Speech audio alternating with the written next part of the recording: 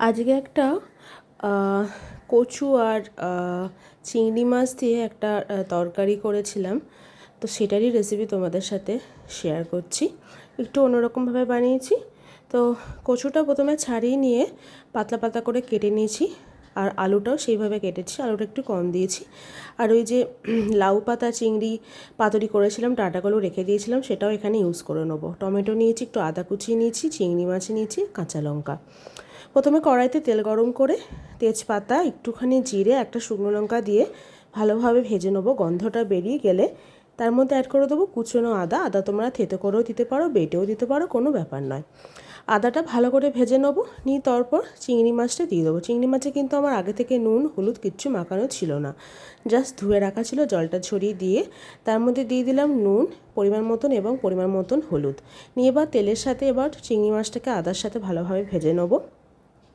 খুব বেশি লাল করে ভাজার দরকার নেই, হালকা ভাজা ভাজা হয়ে গেলে এর মধ্যে দিয়ে দেবো দুটো কাঁচা লঙ্কা আর ওই লাউ পাতার ডাঁটাগুলোকে। তারপর দিয়ে দেবো কেটে রাখা কচু আর আলুগুলো। আলু আমার চন্দ্রমুখী, তাই অসুবিধা নেই, কচুর সাথে আমি অ্যাড করে দিয়েছি। এরপর ভালোভাবে নাড়াচাড়া করে এর মধ্যে অ্যাড করে দেবো কুচনো টমেটোগুলো, একটু হলুদ গুঁড়ো, সামান্য নুন, একটু জিরে গুঁড়ো, একটু কাশ্মীরি মির্চ আর সামান্য চিনি। চিনিটা তোমরা স্কিপ করতে পারো, দিলেও দিতে পারো, না দিলেও কোনো অসুবিধা নেই, তবে একটু চিনি দিলে খেতে ভালো লাগে। ভালোভাবে নাড়াচাড়া করে এটাকে অল্প আমি জল দিয়ে দেবো নি ভালোভাবে, যেহেতু শুকনো মশলা গেছে, মশলাটা পুড়ে যাওয়ার চান্স থাকবে, তাই জলটা দিয়ে ভালোভাবে মিশিয়ে দিয়ে এটাকে আমি ঢাকনা চাপা দিয়ে রান্না করব।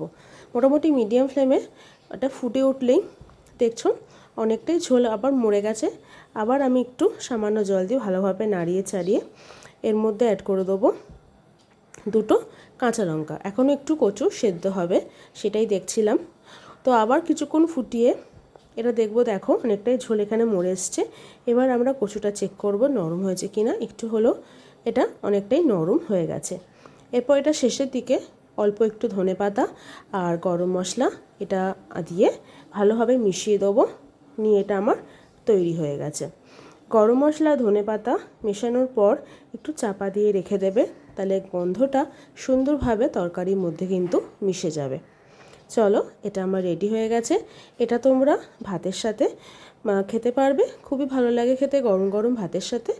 আর এখন যেহেতু কচুটা পাওয়া যাচ্ছে, তাই একটু চিংড়ি মাছ দিয়ে বানালে খেতে ভালোই লাগে। অনেকে খেতে চায় না, তবে এইভাবে বানিয়ে দেবে, অবশ্যই তাদের খেতে খুব ভালো লাগবে। তো চলো, আজকের রেসিপিটা এত অবধি। কেমন লাগলো অবশ্যই জানিও কিন্তু। Till then, tata.